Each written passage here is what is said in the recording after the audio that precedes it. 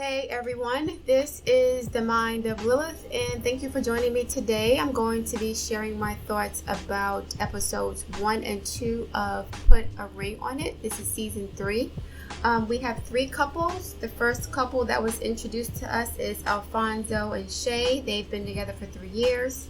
Otis and Charlana have been together for 3 years, and Kenneth and Shorty have been together for 3 years. Now, I like Alphonso more than the other guys that are there, and it seems like he's more confident in himself in a way. On the surface, he looks to be more confident than the other 2 guys, but I think it's because he has a bit more money than the other 2 men. But I do notice that he kind of relies on his jewelry as a form of bait or like a costume that he wears to attract women because, I'm skipping over the first and second episode. I'm going to go back and forth. But in the second episode, you see him go on his date with that new girl. What's her name? I forgot. But she looked like she was high. When he went on his date, he had to put on his jewelry in order to feel comfortable going out on a date with her. I don't think he appreciates his personality. He has a very affable and endearing and funny personality. Again, this could be because he has several women that he's dating, and a lot of men tend to behave better when they have multiple women that they're dating at the same time. But that's another conversation. So Alphonso and Shay has an issue with the fact that she has never met Alfonso's mom officially. And, I was like, maybe he's not comfortable with her yet. But at the end of the first episode, she mentions the fact that he went on vacation with his entire family and his baby mother and lied to her about it. So I suspect that he is still with his baby mother. If he's from the Caribbean or Africa, this is not uncommon. A lot of men from the Caribbean, they have traditional Caribbean wives or girlfriends that their mother prefers them to be with, but the men are allowed to go out in the world and sow their oats. And at some point, they're expected to come back home and, play that fatherly role or the role of the husband. So I think Shay at this point is a placeholder, or she's something that he's having fun with. He's not really serious with her. He's just, attracted to her body, and that's it. The problem with her is that she's not going to go anywhere because she's attracted to the lifestyle that he gives her. She's attracted to his money, and that is some of the source of her insecurity. She knows why she's attracted to him, so she knows why other women would be attracted to him too. If she met him on Instagram and then, in the DMs, then he is going to do the same thing with other women. I mean, it is what it is. You get him how you lose him, right? Or you lose him how you get him, okay? So Shay, even though she has all this plastic surgery, she's still insecure about other women. And we see later on in the season that she starts to fight the dates that he's on. She's profoundly insecure. So what's the point of getting all this plastic surgery if you're still not secure with the man that you're with? She has the typical IG baddie package: big boobs, big butt, tiny waist, globs of makeup, super duper long weave, this excessive costume of beauty that she's wearing. Of course she's going to be insecure because she knows that's not how she really looks on the inside. And Alphonso can find another woman who spent just as much money on her body as she did, or a woman who's naturally beautiful. Now, the date that they put him on, I forgot her name, she looked high. And, even though I liked her swag and the fact that she wasn't pressed about Shay being disrespectful towards her or insecure, she seemed a bit high and rough around the edges. So I knew he wasn't going to deal with her seriously, okay? The next couple I'm going to discuss is Kenneth and Shorty. When I first saw Kenneth and Shorty, I thought she was a lot older than him. I'm not sure if that's correct, but she looks a lot older than him. And he seems to be dependent on her financially, and they've been together for 3 years. And I think she's concerned about him not being able to provide for himself or to support her financially. She doesn't want to be the main breadwinner in the relationship. 3 years is long enough to get a trade and to get a job. If he was serious about doing that, he would have done it by now. And unfortunately, Shorty is trying to hold out hope because she's invested time in him. She's 41 years old now. She doesn't want to start over again. But I actually like her and Hollywood together. Now, Hollywood is attractive physically, but I can't, he's not sexy to me. Maybe it's because he's kind of goofy or something. He's physically attractive, a beautiful face, attractive body. Maybe it's too many muscles or whatever, but they brought him back from season 1. He seems like a nice guy, but I'm not sure if he's a good fit for Shorty. He's a little bit goofy. I don't know, something. But he's gorgeous, but just off. So in the first episode, Shorty goes out on a date and she hangs out with Hollywood and they vibe together. They have great communication and she realizes what she's missing. You know, Hollywood is a bit older and more experienced than Kenneth, so he kind of knows what he wants and he knows how to communicate it better. And Shorty's kind of realizing that she's missing out on something important. She's missing out on a relationship with someone that can actually talk to her as an adult, that has similar interests and goals as her, that understands where she's coming from. So when she gets back to her condo, okay, Kenneth is there sulking and, you know, waiting for her to get back with his extremely his eyebrows are just, why are his eyebrows so expressive? I'm sorry, when he was in the confessional, his eyebrows was just going in different directions. But anyway, he had weird eyebrows, right? So he was upset. I think he cooked dinner for her, you know, which was nice, I guess. But Shorty expressed that, you know, she did not want to be the primary breadwinner. She didn't say that to him, I don't think, but she said it in the confessionals. And she expressed that she was afraid that Kenneth had nothing else to offer her, right? And, you know, his insecurities were triggered. I understand that. But what happened after the camera stopped rolling is that Kenneth took her phone. He took her phone, went through her phone, and was basically trying to figure out how secure he was in the relationship. So his insecurities was triggered. All of the discussions and the complaining and the pleading that she had done was basically falling on deaf ears until Kenneth realized that he had competition. And a lot of men do this. They ignore their girlfriends or their wives until somebody else steps up to the plate. And that's irritating as hell. So anyway, he gets triggered. He takes her phone. He takes screenshot of her personal banking information. He reads her text messages. This is an emotionally abusive man. He started crying afterwards. Oh yeah, you know, I didn't know what I was doing. I shouldn't have did what I did. He's an emotional manipulator, and he seems like the type who would snap and kill somebody and then cry about it later. Oh, I lost control of myself. He's too emotional.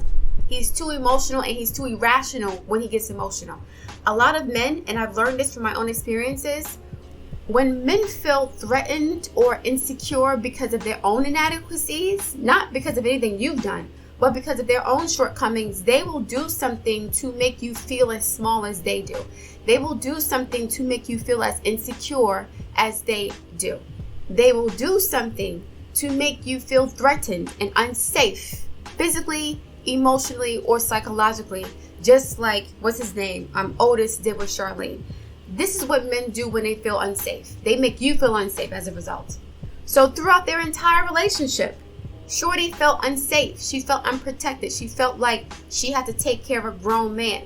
He didn't care about her feeling unsafe, and she didn't do anything to him to make him feel worse about his position or the way that she was feeling. She didn't try to attack him or threaten him or make him feel small because he wasn't doing what she wanted him to do. But as soon as the tables turned, right, and he feels threatened, now he's taking her phone. And I saw how helpless she was. She kept asking for him to delete the pictures. She's really helpless because she's tiny. And this man is over 6 feet tall. What is she going to do? Take the phone from him and give him an excuse to punch her in the face? Or give him an excuse to be violent with her because he's already upset with her? Right? So she was like, give me my phone back. And it reminded me of a little kid dealing with a bully. Give me my book bag. Give me my book bag. What was she going to do? She couldn't force him to get the phone back. So he could take her phone forcefully, but she can't even ask him for his phone nicely. Okay, then we find out that Kenneth tried to make her lose her job. So he's the type that will try to destroy her life if he can't have her. He's the type who will try to destroy her life if he cannot have her. And these are the type of men who are physically violence. When she said they were from New Orleans, a red flag went up for me, because New Orleans is probably the capital of femicide or matricide. Louisiana, particularly New Orleans and Baton Rouge, are some of the most dangerous places for women in the country. Okay, these men kill women like nothing out there because the men are broke and insecure, and they're still in a toxic culture that says that women are property. So if your property disrespects you, just get rid of her. Just throw her away like garbage. Okay, so Kenneth, to me, is a potential domestic violence abuser. She's scared to leave him. She doesn't want to be with him like that. She is scared to leave him. When a woman is scared to leave you, she is a victim of domestic violence. It doesn't have to be physical all the time. Most times it's psychological and emotional first. So he's psychologically manipulating her and abusing her because he needs her for a place to stay. He's not willing to do better to be more secure in a relationship. He's just going to control her and subjugate her and embarrass her and try to sabotage her life to force her to stay with him. Now, when he's ready to move on, he won't care anything about how she feels. There will be nothing that Shorty would be able to do to keep Kenneth tethered to her or attached to her or in the relationship once he's ready to go. And that's how it is with most men, okay? With a lot of men, you're only allowed to leave when they're done with you, okay? When they have somebody else, when they feel secure in another relationship. Before that, they're going to make it very difficult for you to move on with your life because you're not happy with them. Look at Martell and Melody. Even though Martell had a whole girlfriend, he still wasn't ready for Melody to leave. Even though he kept pushing her away, he wasn't ready for her to go, so now he's making her life a living hell. If he didn't give a fuck about her, then he would have let her go easily. But because she left on her own terms, when she was ready, and not when he was ready to kick her out, now he has a problem. And that's how most men are. Now I'm going to get into Otis and Charlene. First of all, Otis has a very angry forehead, okay?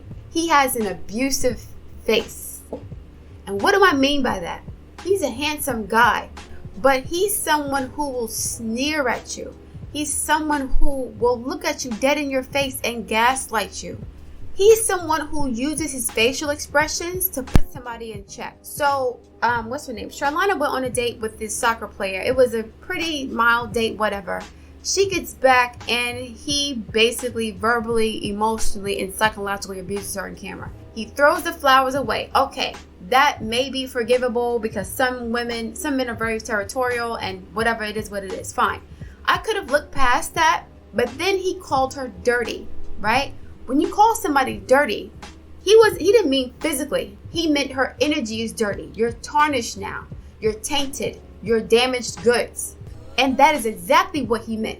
He didn't mean go in the shower. That's gaslighting. You know exactly what you meant. You said what you wanted to say to make this girl cry on camera as you're eating dinner. And while she's crying and wiping her face, he's scowling at her, eating the food, just punishing her with his face. That's why I said he has a very abusive face. There are some men who look at you and they will make you feel small as hell. They use their face to put you in check.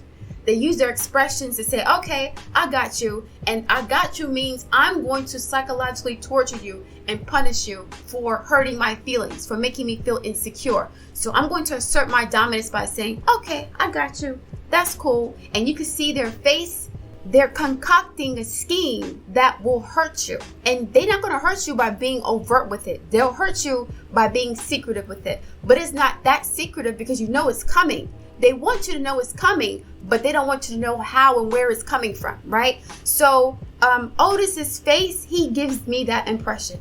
He looks like somebody who will warn you with his expression that you're going to be betrayed. You're not going to know how it's going to happen. You're not going to know when, but just know I'm going to get my revenge. When the episode first started, season 1, Otis said that him and Charlana have communication issues. And to me, like I said, that was a red flag for gaslighting. Narcissists always say there's communication problems because they say one thing and they do something else. Or they say one thing to get you triggered in order for you to have an emotional response that is in accordance with them maintaining control over you.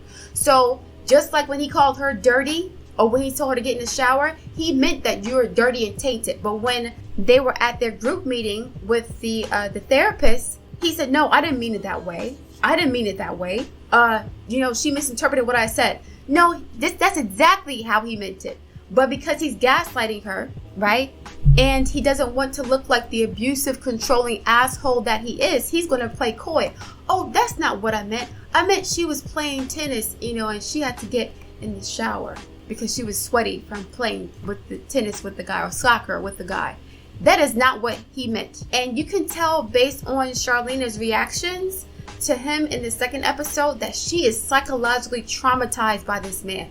She does not trust anything that he says. So when he says, yeah, there's no boundaries, it's all good, she knows that he's plotting to fuck with her because he wants her to feel like everything is all good so that the betrayal is even more painful. The revenge for a narcissist is not going to be as enjoyable if you can see the betrayal coming. They need to do it behind your back. And then they'll let you know that they did it behind your back. They're going to make sure you find out after it's been done. They want you to know something's going to happen, but they don't want you to know how it's going to happen, when it's going to happen. And they want you to have this false sense of security, right? And that is a part of the trauma. It's not going to be an effective way of controlling you if you can see it coming and you can circumvent it. So what Otis is doing is he's trying to make Charlana feel safe. She knows this and she can't trust him. I feel so bad for her because he was like, yeah, the counselor was correct. I forgot her name. The counselor was correct. We shouldn't have any boundaries in our relationship. It should only be about mutual respect. I know you, you know me. I should trust you. But she knows that he's still petty and vindictive because he wants to get revenge on her for making him feel some kind of way. She knows that. And so he kind of trapped her or tricked her into restricting herself in the process. So now she's like, no, we need boundaries. No, they don't need boundaries. He's correct in that. But she knows that he only told her this to give her a false sense of security so that he can catch her off guard once he does something petty and vindictive. She kept saying that he's very petty. He has a very petty face. I look at him and I'm like, this guy is so manipulative and petty and vindictive with his facial expressions. You can see it in his eyes. His whole forehead is mad petty. Maybe it's just me, but he looks like somebody who is just like vindictive as hell and very petty. Like a not even tit for tat. It's like you hurt me one time, I'm gonna hurt you 5 times worse to get you in check, to remind you of me, of your position, to put you in your place.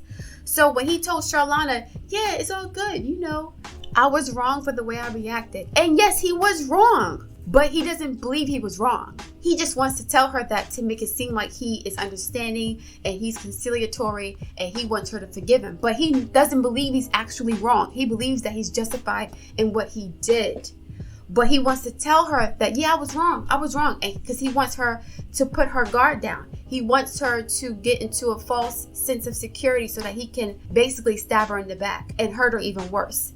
Because when you can see betrayal coming, you know how to brace yourself and you'll move accordingly. He wants her to feel secure but insecure at the same time. He wants her to feel like, yeah, I forgive you, but she knows him and he knows that she knows him.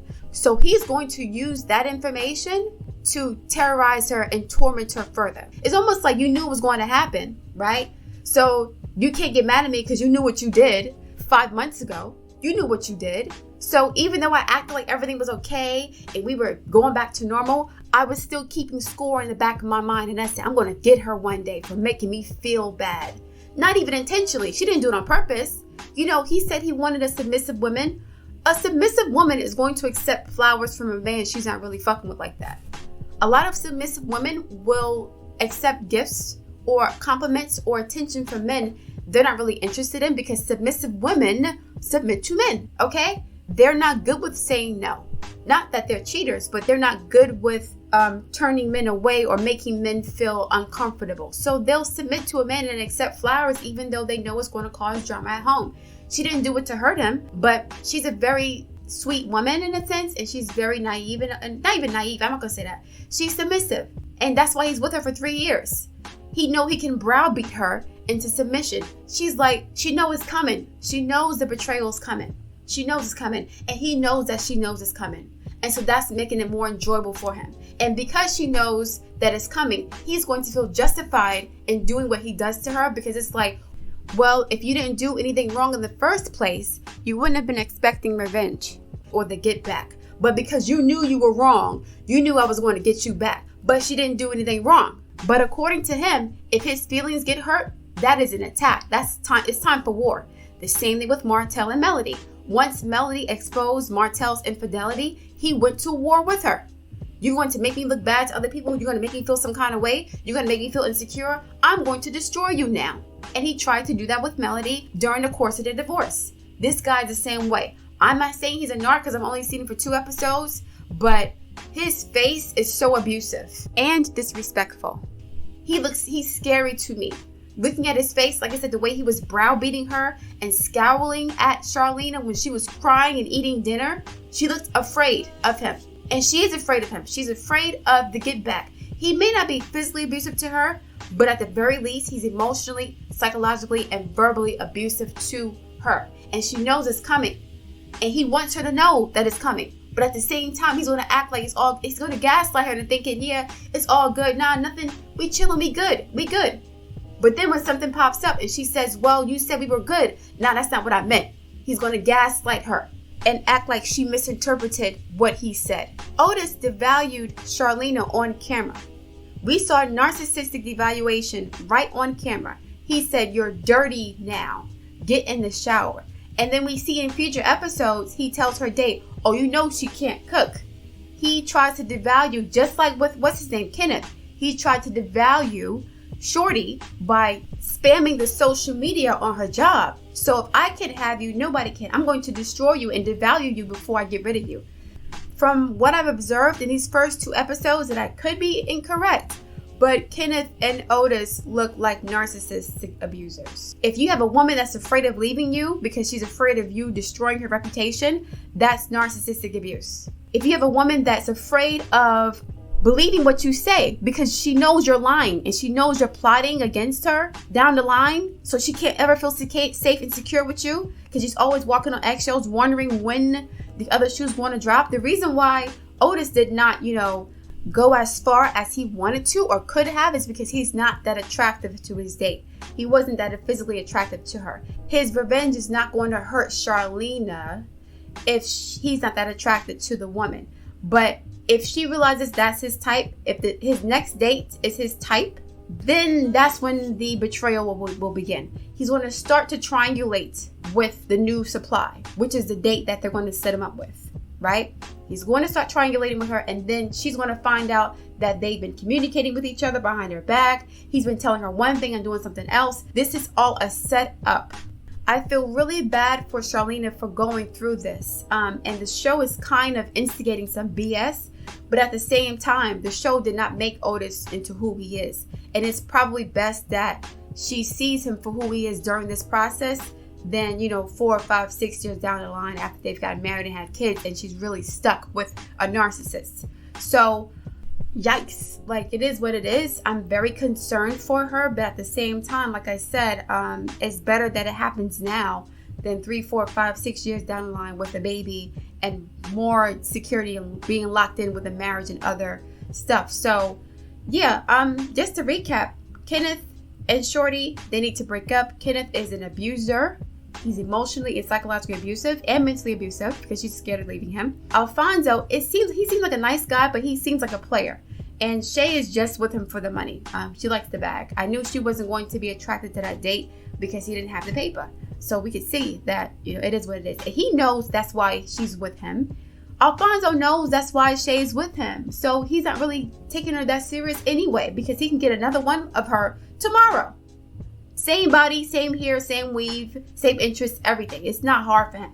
All he has to do is put on his chain and his wrist, and he's going to attract the type of women who want him for his money. And that may be the type of woman that he's attracted to because he may not have any other values or qualities that he appreciates within himself that he feels confident enough to bring to a relationship. So he relies on his money and his swag and his IG page and his following to get him the kind of women that he feels like would give him power in the relationship. He has the power in the relationship with Shay because he has the money. He can't control a woman who doesn't want him for his money.